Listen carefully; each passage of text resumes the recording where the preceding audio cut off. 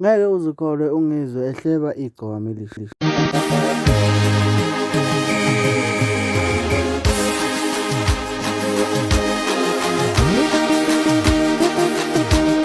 Sanibona kuphi nakuphi la kufinyela khona lo mbuso njengamanje kubingelela wena-ke umathinto waceba isintombi zomqamela amahlaka abanye zibaqamela imali ethi bokwazi ngane kwethu ngabe sekulakho lokuqala la cela ukutshela ukuthi unenhlahla ngoba njengamanje uzosubscribe ushare uphinde ucomment kanti uma uqeda kusubscribe ukhumbule ukuthi ayikho imali ekuhamba kodwa-ke so senza ukuthi kube nguwena wokuqala othola notification uma-ke kunevidiyo esikufakela wona. Ngane zakwethu ungizwe laphana senze ezimangalisayo seqalile-ke wenza lezi zinto zakhe zokuthi achwense abantu sechwense igcokama eLisha laphana-ke wathi ngathi ukhima emva kokusendela-ke isithombe lapha khona-ke ungizwe bevezelwa khona umthandeni igcokama eLisha. Ngane kwethu mina ngaphandle kokukhuluma kakhulu ngiyathemba ukuthi sewusibonile isithombe wayibona futhi nento engikhulumayo ukuthi iyiqiniso ngiphuma kanje ungakhohlwa ungilandela ey'nkundleni zokuxhumana ngabe uTikTok, uFacebook, uTwitter, Instagram uthola nje igama elilodwa @mathinta cebisa kuyena-ke iGuluva TV kuyenzeka vele iGuluva TV kuyenzeka vele umathinta cebisa kanti-ke awufuna sikuphushele umsebenzi wakho uthi 07984141 futhi